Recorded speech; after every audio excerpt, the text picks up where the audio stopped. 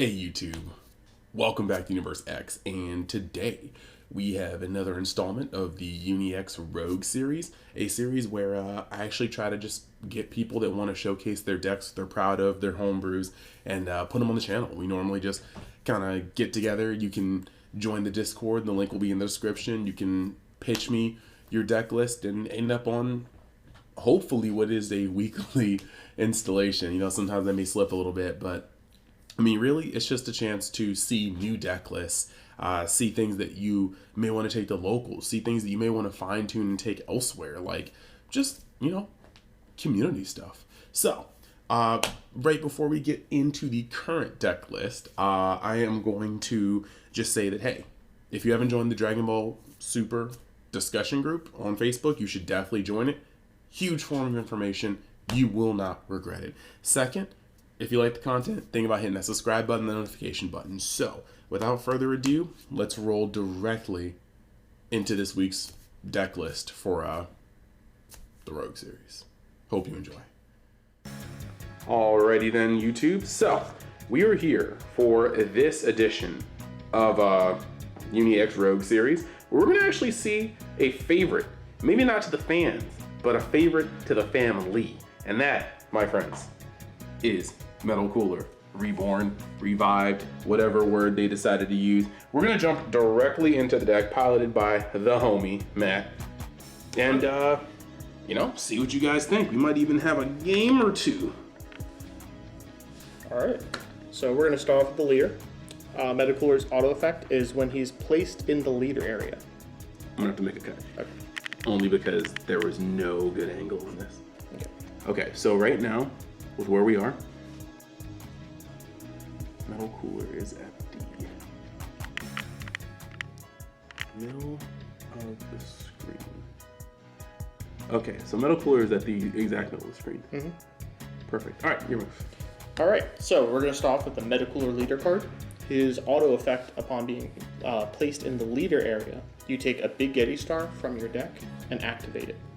So what that means is you take this card here, which we'll go over in a second, and this happens as soon as you sit down at the table. Your opponents put down their decks, you put your leader down, you have to immediately search your deck. And because it says may, if you don't do it, you don't get it. So make sure you remember to do it. Even though it's a road deck, those kind of mechanics are important to learn. So, Big Yeti Star itself is a field card. Just the lowdown of what it does is you pay 1 energy, and you put this card in rest mode, and you mill the top card of your deck. Then you may choose any 2-drop Meta Cooler, specifically Meta Cooler and not Meta Cooler Core, we'll go over the difference later, and you can activate it to the field. So the whole point of this deck is that we're going to be playing lots of cards from our graveyard to the field, and this is one of the ways we do so. I run 2 copies of this card in the deck. The reason I run 2 is that there's actually some cards that destroy field cards. You'll also have some plays later on that might take advantage of having 1 in hand, 1 in grave, or 1 in field. So different placement helps. After that, for the big one, is Infinite Multiplication Meta Cooler. Now the only thing that makes this card unique is its name and it's permanent, which allows you to play as many copies in the deck as you can. Other than that, it's just a 15k weenie. And the whole point of this deck is to have lots of small attacks on your enemy to win. So I play a grand total of 15 of these cards in my deck. And this is one of the only card that I know of, except for Dragon Ball, is that you can play more than 4 copies of. And Ultimates obviously limit you to 1. Next, we have Meta Cooler Core, Ultimate Form. This card's actually a really, really valuable card in this deck. So for 1 energy, it comes into play, you take 1 card, you draw 1 card, and then if there's a Big Yeti in grave, you can activate it from grave for free, which means it comes straight to the field. This is very helpful later on. It also can be used early on as a way to recycle and twice use your Big Yeti Star in 1 turn if that's a play you want to do. Now the other thing that's important about it is the fact that this is a Frieza clan. And you'll notice I didn't go over the awakening yet on the bottom here. The awakening for this card isn't based on life, it's just if you have 2 Frieza clan in play, this card can awaken. Just like that. However, you do only draw 2 cards, so not being untapped is unfortunate for the current meta in general. But on the reverse side, now that we've gone over some stuff to awaken it, the auto is when you swing with this card. You take 3 cards up to 3 cards from the top of your deck and you mill them. and then you choose one Metacooler Core, which is like the card I was talking about, and I'll get back to, or Metacooler, like the infinite one. And you can bring it from your graveyard to your hand. You'll notice that there isn't actually any other drawing mechanism in this deck. And we have other cards that tech around it, but your goal primarily is to set up from your drop area using this leader. And you get the combo pieces you need in order to do the big combo. We'll be going over. The second activate battle, once per turn. If you have 2 Frieza Clan in play, so just like your Awakening Condition, you choose one of your opponent's cards, switch it to rest mode, and it can't be put in active until the end of their next turn. So it's a nice way to keep cards rested. It helps out with certain offensive cards, it helps deal with blockers and things that don't have barrier in general. The very last activate battle is you choose any Metacooler card in your battle area, and you give it plus 5k for the battle. So that helps you offensively, maybe defensively a little bit, not too much, as you actually want to be comboing cards away in this deck to get them in your grave so that way you can play them more. So, now that we've gone over that, we're going to return to our ultimate form. There's another part here where you pay 2 yellow to place this card in its drop area and do something. The first effect was really only relevant before the leader got reworked, so we basically treat it like it's not there. The second part is you choose 1 card in your hand and place it in your drop area. If you do, you choose 2 infinite Metacoolers and put them to play. What this allows you to do is you can pay 2 energy for this. You take 1 Metacooler in hand and discard it along with this card, and if you already have another Metacooler in play, you get 2 to the field. So you actually break even, which is really nice. It's a nice way to swarm out a little bit on the field and get a couple extra swings in for the turn. I play 4 of those cards in total. The next card is actually a card I did not like at first. This is Metacooler Metallic Genesis. There's a 3-drop red card, and there is a slight red splash on this deck, though primarily yellow. It says, when this card attacks, choose up to 1 Frieza Clan card with an energy cost of 2 or less from your drop area, and play it with its skills negated for the duration of the turn. So really the only targets that we have for this are the 1-drop that we just talked about, and primarily the 2-drop Metacoolers, as we just want to get more swings in. Though do note that skills, that is actually really important, the skills being negated, and we'll talk about that more later. We play 4 of these cards. The next one is the card that we're going to use to set up our combo, but we're going to hold off on that. We're going to come here to this card. As we just talked about the skills being negated, we'll talk about Awakening Core Metacooler. I play a grand total of 2, because it's nice to have them, but it's not required to win in my condition, though it is very strong. So its Evolve effect, we ignore. This was a card from set 2. The evolving for 4 is very bad. If your life is at 4 or less, you can, if your opponent's life is at 4 or less, you can weaken. We already have a different awakening condition. That doesn't matter anymore. However, the very last part of the permanent matters a lot. All Metacooler in your battle area gain double strike. So this affects the Genesis we were just talking about, the 2-drop, and this card itself.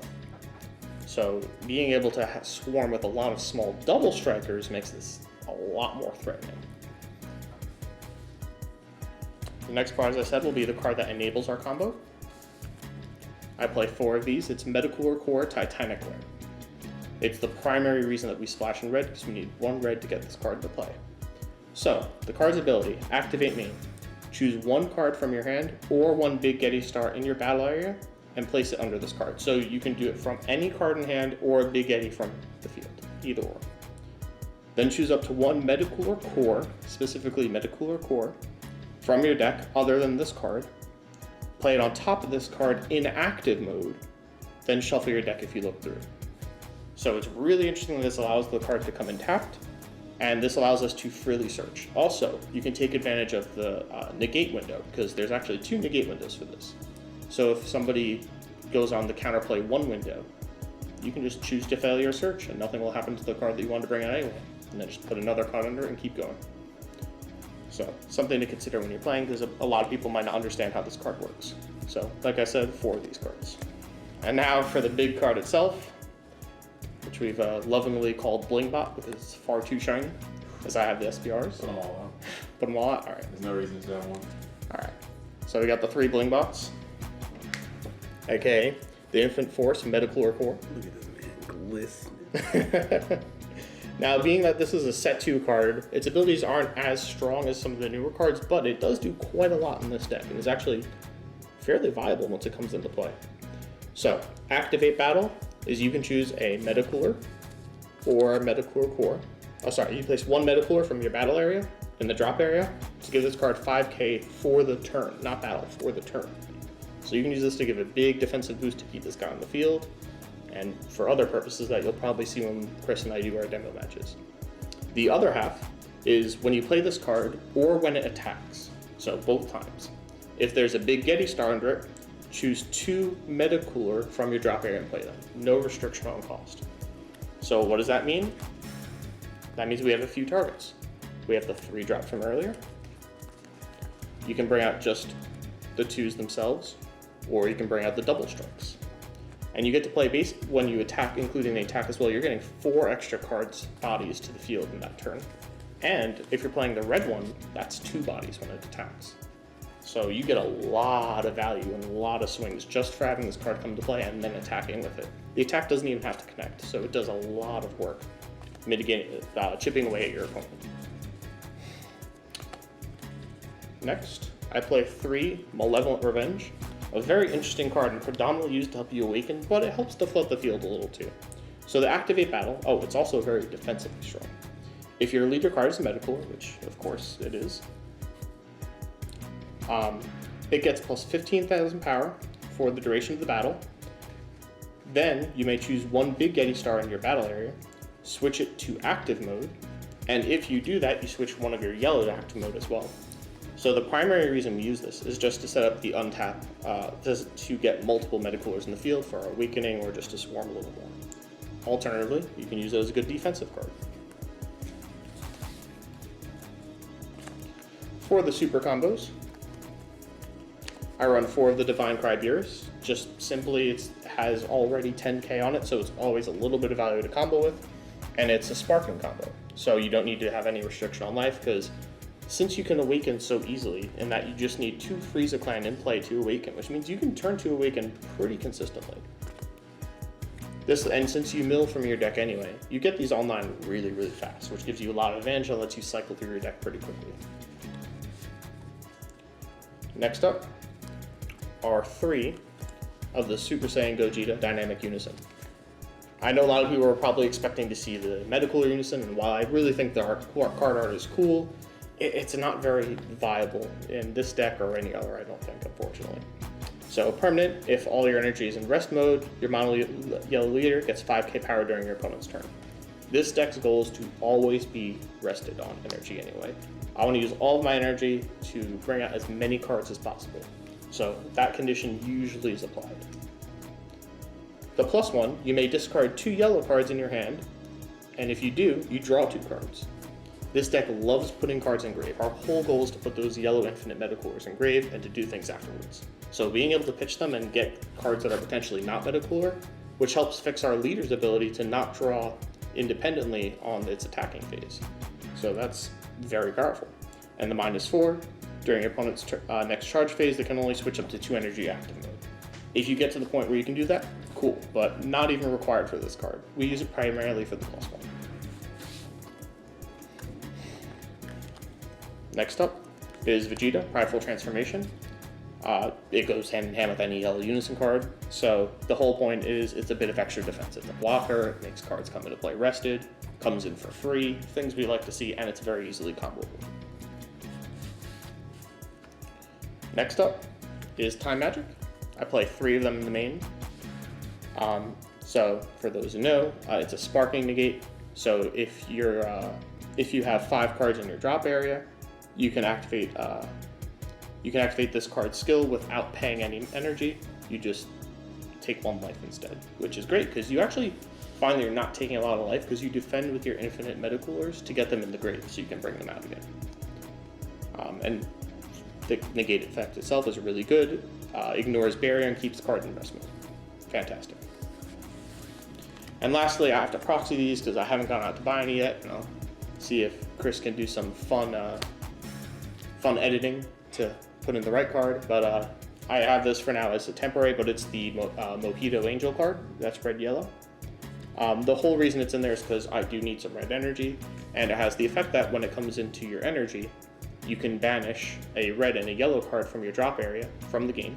And if you do, energy exhaust is ignored, which is great because I would prefer to use my energy on the turn. And since there's other copies of this card itself, or some of the other red meta coolers, I'm okay getting rid of them because I mill a lot. And last but not least, oh boy, Xenocell, because like every other deck that plays yellow or green, Xenocell fits very, very well in this deck, and more so here, predominantly because of the successor requirement, that we have two fairly easy ways to reach. Either we can reach it by using 6 infinite meta coolers, which sounds like a lot, but they do come out pretty quickly, so it's not impossible to get that. Or the 5-drop that gives double strike combined with the 7-drop big meta cooler can both be used as the sacrifice here. And because we have cards that help recur things from the grave that are the meta cooler chain, we can get it back next turn easily, so we don't mind destroying the card after it's already attacked to bring in this guy for a potential finisher. So, yeah, there you have it. We definitely have the entirety of the meta cooler deck, the AKA I like gold type leader. And I hope you guys enjoyed the deck profile. We're definitely gonna have some games on camera, and I'm sure that this is being his pet project. We're actually going to probably have this on screen a couple more times than just once or twice. We're gonna work on some stuff. So I hope you guys liked the video, and I'll take it to the closing. And there you have it, a fully in-themed meta cooler deck. If you are a fan of the deck, I hope you guys found some things that maybe you can incorporate to your own decks. If you have any suggestions, let me know in the comments. Just, meta cooler gang, rise up. And if you want to, like I said before, be in the next installation of the Rogue series, just join the Discord, links in the description, hit me up, talk with the boys, but most importantly, hit me up if you want to be on the series. Normally we get together on Discord, talk a little bit, go over your deck list. I just want to know more information so I can better talk about it. And then we roll right into it. So, thank you guys for watching. I hope you guys have a wonderful day, and let's keep playing this game that we all enjoy more. I'll see you guys the new content soon enough. You guys have a wonderful day. Peace.